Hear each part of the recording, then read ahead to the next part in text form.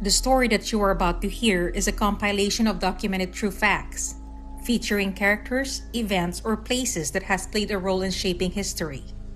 Please sit back and listen as I recite this narrative for you.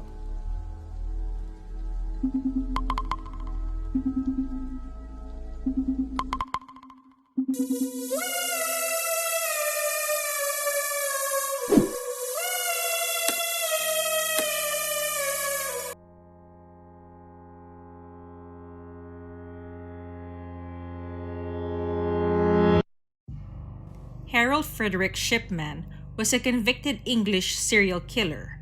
A doctor by profession, he is among the most prolific serial killers in recorded history, with 218 murders being positively ascribed to him, although the actual number is likely much higher.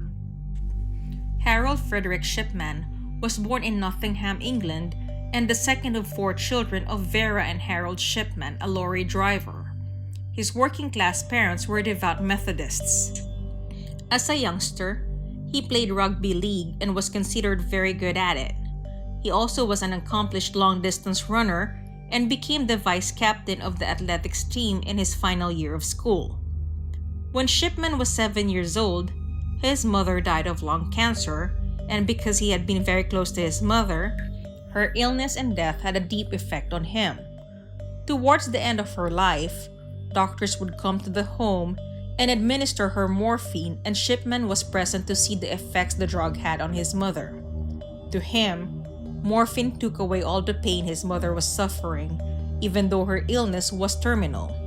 He saw his mother's pain subside in light of her terminal condition up until her death on June 21, 1963. Shipman married in 1966, and the marriage produced 4 children. 4 years after their marriage, Shipman graduated from Leeds School of Medicine with a medical degree, and the first few years of his career were spent working at the General Infirmary in Yorkshire. He started working as a general practitioner in 1974 in West Yorkshire. Shipman was caught forging prescriptions in 1975. He had been prescribing himself pethidine, also known as Demerol, for his own personal use. He was fined £600 and briefly attended a drug rehabilitation clinic in York. 2 years later, he was a general practitioner again, this time at the Donnybrook Medical Center in Hyde. Shipman continued working as a general practitioner in Hyde throughout the 1980s and founded his own surgery on Market Street in 1993, becoming a respected member of the community. In March 1998, Deborah Massey from a local funeral parlor contacted Dr. Linda Reynolds of the Brooks Surgery in Hyde and expressed her concern at the growing number of clients she was receiving from Shipman. The South Manchester District Coroner, John Pollard, was also contacted about the high death rate. Of particular note was that there were a large number of cremation forms for elderly women that he had needed to countersign. The police were contacted, but at that time, they felt there wasn't enough evidence to charge anyone. A taxi driver, John Shaw, contacted police in August 1998, saying he suspected that Shipman may have been murdering a large number of elderly women patients. There were also concerns about a will that may not have been authentic. After Angela Woodruff's elderly mother died, she had left nothing to her children and family, but left a large sum of money, £386,000 to Shipman. They reported their concerns to the police. The police initiated an investigation and exhumed Woodruff's mother, Kathleen Grundy. Her body was found to contain traces of a drug called diamorphine, used to control pain in patients who have terminal cancer. There was now a case where charges could be laid. Shipman was arrested on September 7, 1998, and was found to own a typewriter of the type used to make the forged will. Shipman asserted that Grundy was addicted to a drug like codeine, morphine, or heroin, and pointed to his general practitioner notes as evidence. However, police found that the comments had been written on his computer after her death, as well as a typewriter that could be used to make the forged will. The police then investigated other deaths Shipman had certified and created a list of 15 specimen cases to investigate.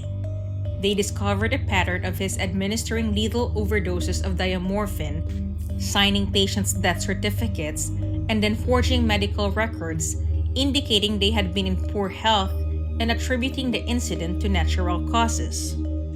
On October 5, 1999, Shipman's trial began.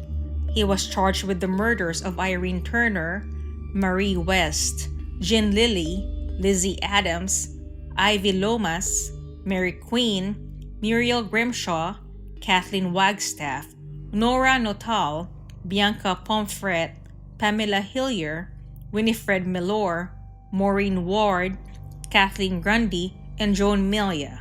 The charges were of murder by lethal injection between the years of 1995 and 1998.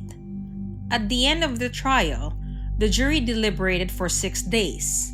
On January 31, 2000, he was found guilty of the 15 counts of murder and 1 count of forgery.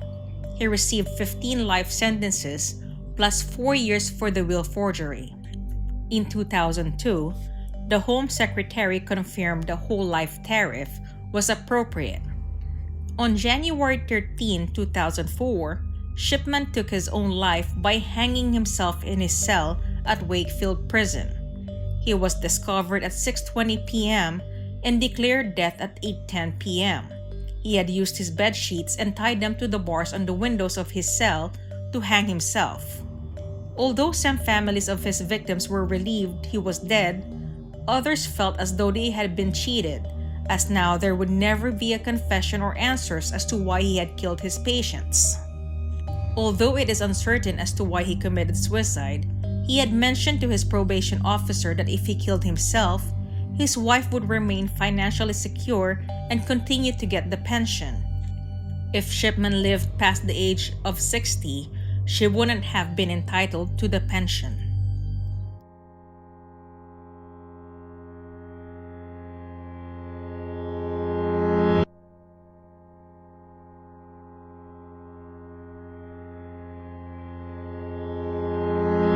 Hey everyone! I just wanted to express how grateful I am that you took the time to listen to my narration. Hopefully you enjoyed it. I am Twysted Mind and please enjoy the rest of your day. Salamat!